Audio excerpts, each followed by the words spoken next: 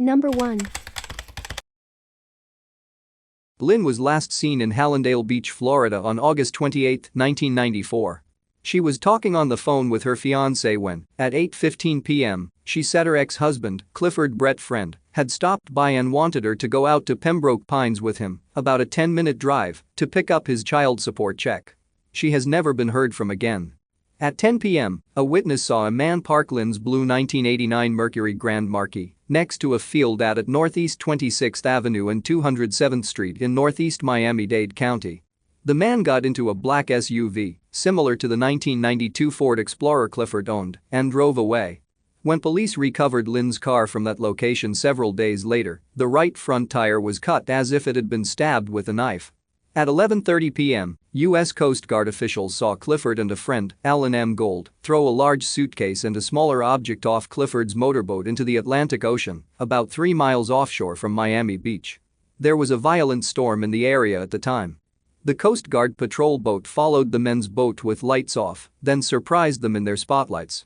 Clifford attempted to flee and led the Coast Guard boat on a chase before the two men were detained and charged with illegal dumping at sea. Questioned separately, they refused to say what they'd thrown overboard. Law enforcement authorities seized the boat. There was some light gauge rope and 2 cement blocks inside it. Authorities launched an extensive search for Lynn's body but found no evidence. 6 days before her disappearance, Lynn won full custody of her 5-year-old son. She was about to take her son and move to Nashville, Tennessee to be with her fiancé, a wealthy businessman. Clifford fought to stop her from moving. Their 3-year marriage had ended amicably and they initially shared joint custody of their son, but Lynn filed for full custody after she decided to move to Tennessee. The custody battle was bitter and Lynn's family was afraid for her safety. Clifford was reportedly devastated after Lynn was awarded full custody. He got custody of their son after Lynn's disappearance, refused to let her parents see him, and remarried in 1995. In March 2012, Clifford was charged with Lynn's murder. He had been a suspect in her disappearance from the onset of the investigation. A photo of Clifford is posted with this case summary. Gold was granted immunity from prosecution for his role in the crime in return for his testimony against Clifford. Clifford was convicted of second-degree murder in November 2014 after a 2-week trial.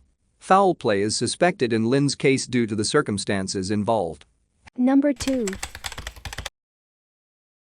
Gale House went with his roommate to the gay nightclub 2606 in the 2600 block of Armenia Avenue in Tampa, Florida, in the early morning hours of December 20, 2003. Gale House was a regular at the club. At approximately 2:45 to 3 a.m., he told his roommate he was leaving with 2 white males he had just met. He has never been heard from again. Gale House's roommate did not actually see the individuals he left with. Gale House's disappearance and presumed murder is known to be connected to the murder of Michael Wayne Wachholtz and may be connected to the disappearances of David Rhodes, Barry Block, Mark Jackson, Mark Thompson, James Shoemaker, and Bradley Williams. All of the men are gay, all were within roughly the same age group, and they all disappeared from the same area. Jackson, Rhodes and Block actually lived in and disappeared from the same apartment building in Fort Lauderdale, Florida, although Jackson disappeared 17 years later than the other 2 men. Rhodes and Block, who lived together, disappeared first in 1988. Shoemaker disappeared from Tampa in 1995. Thompson disappeared in 2001 from Clearwater, Florida, and his truck was later found abandoned in Tampa. Williams disappeared from Tampa in 2001. Wachholtz disappeared on the day after Gale House, and he was last seen at his Tampa apartment, which is not far from the 2606 nightclub where Gale House was last seen. The 2 men did not know each other, but both were members of the same online dating and chat service, and both frequented gay bars and clubs in the Tampa area. Wachholtz's body was found in mid-January 2004, wrapped in a sheet and stuffed in the back of his 1992 Jeep Cherokee SUV, which was in the parking lot of a town and country restaurant in Tampa. The other men remain missing. One of 2 prime suspects in Wachholtz's and Gale House's cases is Stephen Lorenzo. He lived across the street from Drake Towers, the apartment building Rhodes, Block and Jackson disappeared from. In May 2004, an affidavit was filed in the United States District Court of Tampa, which accused Lorenzo of drugging Gale House and Wachholtz, sexually abusing them, and causing their deaths. Scott Paul Schwiekert was named as an accessory after the fact. Lorenzo was convicted of 10 GHB-related charges in 2006 and was sentenced to 200 years in federal prison, and Schweikert was sentenced to 40 years in prison for his role in the crimes. Photos of both Schweikert and Lorenzo are posted with this case summary. In September 2012, Schweikert was charged with 2 counts of first-degree murder in the deaths of Wachholz and Gale House. The indictment states he did unlawfully and feloniously aid, abet, assist, cause, incite, advise or encourage the men's homicides.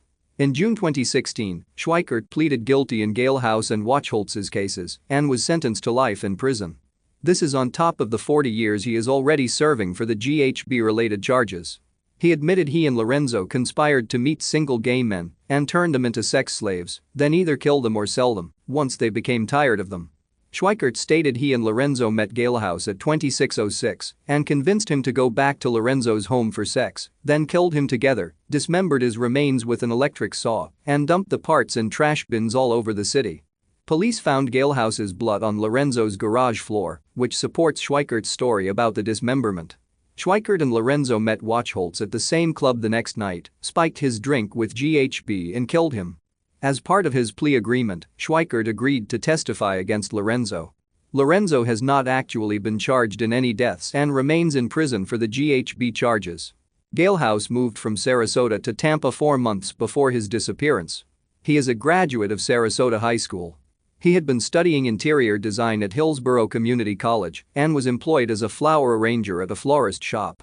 Foul play is suspected in his case due to the circumstances involved. Number 3. Sandra was last seen at approximately 5 a.m. at her residence in the vicinity of the 20,000 block of Northwest 77th Place, 4.5 miles west of Stark, Florida. Her husband of 6 months, Dwayne Edward Gann, claims she got a ride to work with an unknown individual, but Sandra's daughter says this is uncharacteristic of her, as she owned her own vehicle and normally drove herself to work. Sandra's purse, keys, and driver's license were found on top of her light blue Chevrolet truck, which was parked outside her residence. Her daughter reported her missing on January 6, 2 days after she was last seen. Later on the day Sandra disappeared, the mobile home she shared with Dwayne caught fire and burned to the ground. It is unknown if the fire is related to her disappearance, but it is considered suspicious and possibly set deliberately. An extensive search of the area has failed to turn up any sign of Sandra. Her daughter says it is extremely uncharacteristic of her to leave without telling anyone. Police are calling her disappearance suspicious. Dwayne and his sister, Deborah Sue Starling, are both considered persons of interest in Sandra's disappearance. They were the last 2 people to see her. Starling lived next door to Sandra and Dwayne, and her home was searched for possible evidence in Sandra's case. It is unknown what, if anything, was discovered. There was a domestic violence incident between Sandra and Dwayne in May 2003. He was charged with aggravated battery after Sandra claimed he pushed her and shut a door on her legs. The charges were later dropped, and Sandra and Dwayne were married at about the same time. Dwayne maintains his innocence in his wife's disappearance and maintains that she was involved in drugs, and this could be a factor in her disappearance. He has a prison record dating back to 1978 and is currently incarcerated on charges unrelated to Sandra's case. Photos of Dwayne and his sister are posted with this case summary. Sandra's case is unsolved. She was employed at a construction job at the time of her disappearance. Foul play is suspected in her case. Number 4. Garcia was last seen leaving work in Deerfield Beach, Florida on July 2, 2009. She has never been heard from again. On July 5, after she didn't show up for work, her coworkers went to her residence in the 700 block of Mermaid Drive to find out why. Garcia's boyfriend, Jason Allen, answered the door and told them she wasn't home. Her coworkers reported her missing on July 7. Garcia left all her belongings behind in her apartment, including her wallet, purse and keys, and Allen used her credit cards after her disappearance. He told police that Garcia had moved out on July 3. Garcia lived with Allen, their young child, and Allen's mother at the time of her disappearance. She had just deposited a $20,000 insurance settlement in the bank, and she left it all behind and never drew on the account after she was last seen. Allen admitted he had withdrawn $1,400 of the money himself, using her ATM card. A photograph of Allen is posted with this case summary. They had a troubled relationship and argued frequently over custody of their son. Authorities considered her disappearance suspicious and searched the apartment. They found a large amount of blood in one of the rooms, as well as signs that someone had tried to clean up. The blood matched Garcia's DNA. Allen was arrested and charged with first-degree murder in May 2010. Authorities believe he killed Garcia because she wanted primary custody of their son. He was convicted of second-degree murder in October 2013. The jury deliberated for only a little over 2 hours. Foul play is suspected in Garcia's disappearance due to the circumstances involved. Number 5. Hart was last seen in Cape Coral, Florida on March 21, 1985. She had lived in Dansville, New York until 1984, when she and her boyfriend, Bob Paddock, moved a trailer to the 50 block of Northeast Barron Way in Fort Myers, Florida. Her boyfriend's mother, Dorothy Rittenhouse, stayed with them. Hart regularly called her parents and also communicated with her family by mail. She wrote that she didn't get along well with Rittenhouse and that they had a lot of fights. Her last letter was to her sister on March 4. She thanked her sister for the birthday card she had received and wrote that she would like her sister and brother-in-law to come down to Florida to visit. On the night of March 14, a neighbor heard an argument in Hart's residence and the sound of glass breaking. Hart went to the neighbor's home, upset, and asked to use the phone so she could call her mother. She said she was pregnant and Paddock and Rittenhouse did not want her to keep the child and that Rittenhouse had told her to leave and never come back. The neighbor saw Hart walking out of the trailer with a suitcase. Paddock rented an apartment after their argument. Rittenhouse said that a few days later, she bought Hart a bus ticket so she could return to New York and went to a local bar to give it to her. They argued and Hart refused to accept the ticket. Rittenhouse said this was the last time she saw Hart. She subsequently wrote a letter to Hart's mother in New York with a copy of the bus ticket, which was purchased on March 17 and had no signature on it.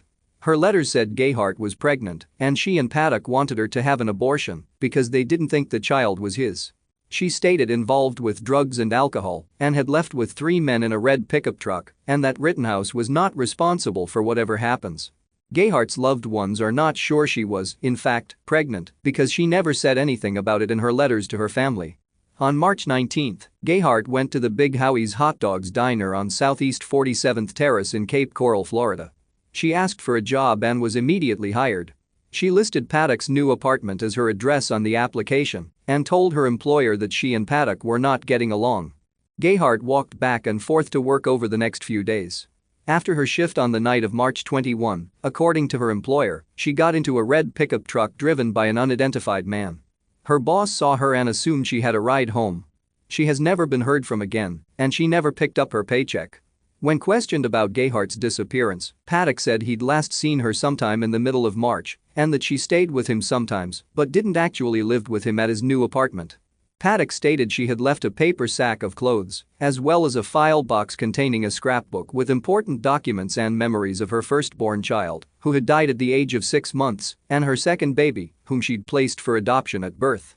Hart was very attached to the scrapbook and her family doesn't believe she would have left it behind. Paddock and Rittenhouse returned to New York shortly after Hart was last seen. Paddock is still in touch with Hart's family and at one point he told his sister he thought his mother, who is now deceased, was responsible for Hart's disappearance. Foul play is suspected in Hart's case. There has been no sign of her since March 1985. New York authorities are investigating. Number 6. Gibson was last seen at the Palms of Brook Valley apartment complex in the 1100 block of Northwest 39th Avenue in Gainesville, Florida at 9:30 p.m. on July 25, 2012. He didn't live there, his address was in the 1100 block Southeast 20th Street. He has never been heard from again. 2 days later, his dark blue 2003 Honda Accord was found abandoned at the Palms of Brook Valley apartment complex, where he'd been last seen. Maurice Marsalis Terry was the last person to see Gibson before his disappearance. In September, he was arrested on a drug conspiracy charge. Terry told investigators he and Gibson planned to buy 3 pounds of cocaine from an unidentified individual at the apartment complex the night Gibson disappeared. To avoid a possible robbery, the plan was that Gibson would purchase the drugs, then give them to Terry, who was waiting at a nearby school.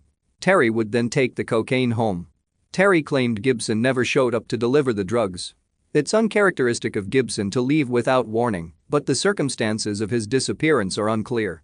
His case remains unsolved.